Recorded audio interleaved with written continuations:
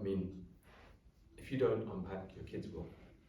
They're gonna have to. They'll have to unpack themselves even if they don't want to. As me as an example, myself, I'm like, shit, me as an example, man.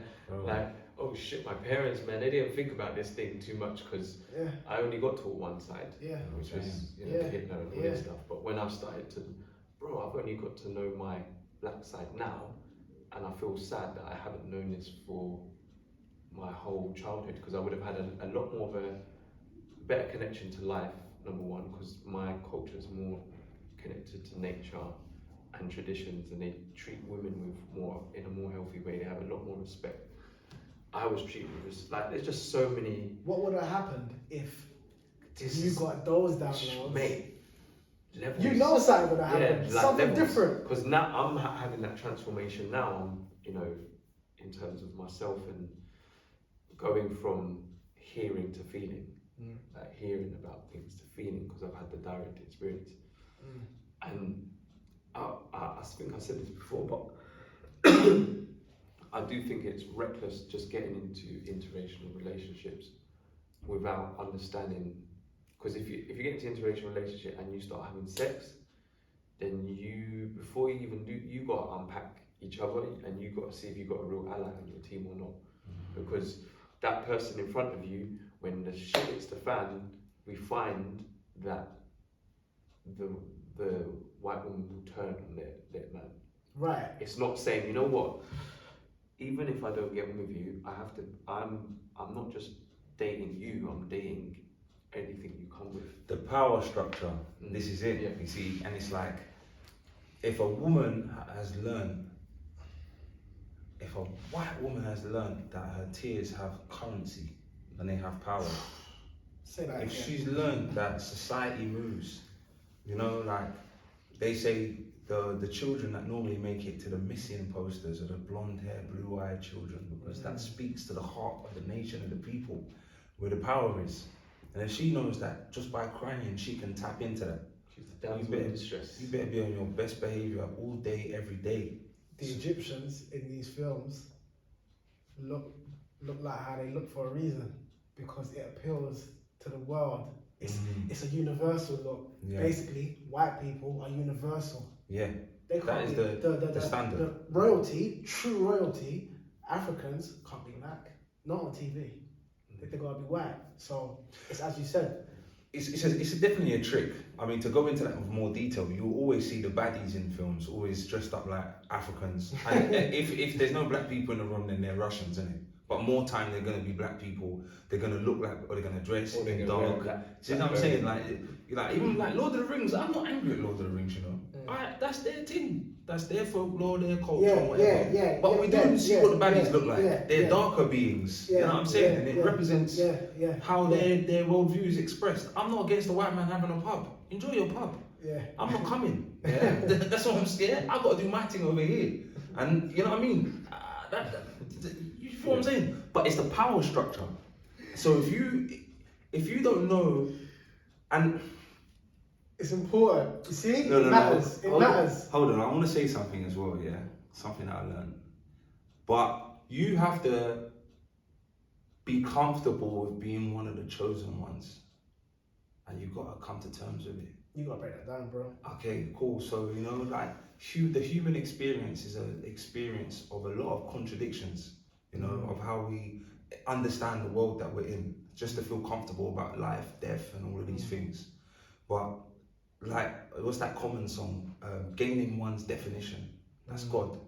To be more godly is to gain your own definition and to rid yourself of these contradictions as much as possible. Now, when you are a chosen one, like Marcus, you know what? I have my banter when like my old job. Got a lot of people that man ministers to. I used to call it the Underground Railroad. You get me, man? You get me? Sell books to this man, chat to this man, whatever. And there was a brother, my big bro. He's Ghanaian, so in his heart he's Pan-Africanist. I believe Ghanaian people are Pan-Africanist because of the influence of Kwame Nkrumah. But we'll come back to that another time. But he's a Jesus man. Dedicated his life to to Jesus. Very proud Christian. Does a lot through the. Well, no. It's important. I hear that, but is it? Jesus is Jesus. You know, you could paint him. To some people, You could paint him. Yahweh. You paint him, but it's the same book you're reading out of. It's the same notion. It's the same for me, but maybe I need to learn, innit? But anyway, he come to me and said, But there's an image. That's the thing. the image is important. Yeah. this is why you can't do that. This is why I said white Jesus, because if he's a Pan-African at heart and he worships a white man, doesn't make no sense. I don't think he knows he's a Pan-African. No, of course he won't know. I don't think he knows. Yeah. But anyway, I went to his church, the pastor's white. But anyway, anyway, he pulled me and said to me, "Hey, I heard about your hero with white women." I said, "What?" I said, "No, not Martin Luther King." He said, "No, Marcus Garvey." Stuff. I said, "What? What you say?" Like, I said, "No." So anyway, I went back, hit the books, bro. Someone correct me if I'm wrong, because I can't speak on Garvey and get it wrong. Garvey was engaged to some Scottish girl. White woman, fam. It's true. Bro, it's in the book about his first wife. It's still written by Tony Martin, but it's called Amy Ashwood Garvey. From what I've read of her, I mean, she used to hang around with the people that started up the Notting Hill Carnival and them things there, but in the end of her years, she spoke directly against Garvey. She spoke of the cosmopolitan society that we're building, where race is no longer going to be a question. I see what you're saying. Back in the day, she was a bit of a, for me, she was a city girl. She kept writing to him like, "I lost my teeth, can you buy me new teeth?" And I think she even brought alcohol onto the Black Star liner back in the Prohibition era. So there was no alcohol allowed, but she was bringing it on. And he's like, "Man, what are you doing? You're going to fuck everything up." So obviously, when he divorced her, immediately he ended up marrying Amy Jakes Garvey, I've only read it. And that's the real one. That's his real wife that stood by him. But nonetheless, I digress. Garvey wrote a letter to this woman, the Scottish one, and said, "Listen, I'm going to be honest with you. It's better you find yourself a nice white man. This ain't going to work." You know what I'm saying? And then Garvey became the Garvey that we know and love today. I was going to ask you, so was Garvey on what he was on when he went down that road? All of us are on what we're on, but when do you gain one's definition? When do you accept your path as being one of the chosen ones? When do you do that, and what does that look like? I think it's how much can you tolerate. I think I think also for some people you have to experience the others. To know what's the difference. Do you get what I'm saying? So that's why I can't really sit here and say I'm not against it. But then with me, knowing what we know, because if you don't know and you're not even feeling connected to your people, that's a problem. Like when you're disconnected, so you can't even feel like how important it is. Do you get what I'm saying? So once you know, you then have that responsibility. Like, why would I do that? Prior to Malcolm X being who Malcolm X was, he was into what he was into. Yeah, but Malcolm grew up under his dad, who was in the UNIA. He was a preacher for Garvey. Right, but still, Malcolm still had to get into what he had to get into in order to be led to that person that said, "Yo, do you know what? Boom." And for some reason, at that moment in time, it clicks. It clicks. So something overrides that programming and says, "Okay, I'm ready to accept and hear." Right. So obviously, because of the process, I understand why one wouldn't be against having those experiences if they are experiences, right? But what we're talking about is the bigger picture. And we're talking about how all of it matters. Everything matters. It matters who you choose to lay down with, number one. Just lay down with. When we start talking about the energy of things, I don't want to be around that person because of their energy. That's just energy. Sex. And not just sex, unprotected sex. Bro, all these processes, like all these parts, right? It's not a joke, it's not a game, but over here, it's normal. It's normal. It's like, the age limit to have sex, whatever it is, and then you start. That don't mean that you're mentally ready to be having sex. No. If you can't take into account, right, cool. 16-year-olds are still in school, fam. If you can't take into account what really matters and where these things lead to, right? If you're not given that context, you ain't consciously operating. So should you be having sex? No. So I would say, for me, personally, when you truly come into knowing how this thing runs as a melanated man, there is no way that you choose to build with anyone other than your people, black women. If you can't be loyal to your women, we ain't got no chance, because that's where it starts. And then Building with her, healing with her, because she knows what this. She's gonna be able to identify with this thing more so than anybody else, and you can't say, because look, there's this thing of where like, you can't help who you love. That's reckless, and that's just an excuse. And I know this, right? For myself, me learning, I know it. I could say that there's a lot of women that I love. I don't want to be with them. Love doesn't mean that I have to be with you. Love could be, I need to set you free. Yeah. I need to step away. Yeah. I care so much that I don't want to put idea myself of in a love. situation with you. That's love.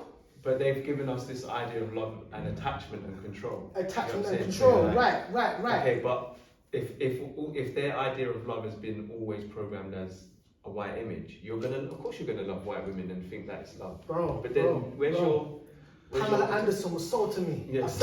I've said this before. Baywatch, you know that? Baywatch running down the beach. Yeah. Baywatch running down that beach. Pamela Anderson was talking to me. I'm just like, raw, that hair just blowing and all that kind of stuff. They were telling me something here.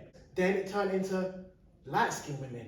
Do you get what I mean? It was never the true representation of African women. Do you get what I mean? I had to come into that. You don't even see that in Africa. In Talk about posters, it's all fairer skinned. Scary. So, fairer skinned. And then you wonder why I think our women are bleaching. I think I've even got pictures that I'll send you. Like Crazy. You see, they're all, and that's what's happening. It leads to bleaching because then it flips the idealism. Like behind the scenes, people don't know that these people worship our people, right? Right. In front of the scenes, they're flipping the narrative. Yes. Do you know what I'm saying? Yes. They're making you move away from it because they're tapping into. They're trying to get that source. So now, Get Out is all about that. So this is why. So this is why I'm saying it matters, and this is why I would say, for me personally, I can't do that. I'm against that. Like, I'm not gonna stop it. I'm not gonna stop no one from doing what they feel like say they must do. Your journey is your journey. This is my journey. I've come into the understanding and knowing that that they can't run. That's betrayal. I think that's treason. Exile. I think it's important that you, and I do think it's important that you touch on it because every other narrative is always like what you're really saying is melanated love. But when we talk about melanated love, there's always a but. Everyone should. But we know that. We know that. But what we're saying is, when the Asian man, like you, as we've spoken about before, you cannot go to. Generally, you can't go to certain houses. Asian man, you can't go to their house and bring a black man, white man, anything home. You can't even bring another Asian. Like if you're a Bengali, you can't bring a Pakistani home. And no one questions it. No one questions it because that's the best part. So what they do is what it is. What they do is they stop you from taking the road that you must take by saying, "Oh yeah, but everyone should be for everyone," and da da da da da. Not like, "Oh, hold on, let's unpack this. Why is this the case?" Who told you that? Because it's the questions that lead you there. Yeah, but who told us that though? What? Because no one, like, you hear that, but did people tell Jews that? No. Do people tell them that? Why can't you love everybody? They say, no, this is a Jewish people. We need a Jewish woman to give birth to Jewish babies. That's how we do things around here. And that's cool. You know, if you're a Muslim, and that's cool, exactly. Yeah. If you're Muslim, they want someone from the deen, and more time they want someone culturally close to them. Yeah. But if you're a Muslim, that's cool as well. You know what I'm saying? But you know, why would we question that?